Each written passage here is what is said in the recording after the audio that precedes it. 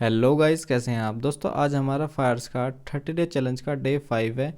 Guys आज हमने call ली थी बैंक निफ्टी और निफ्टी में।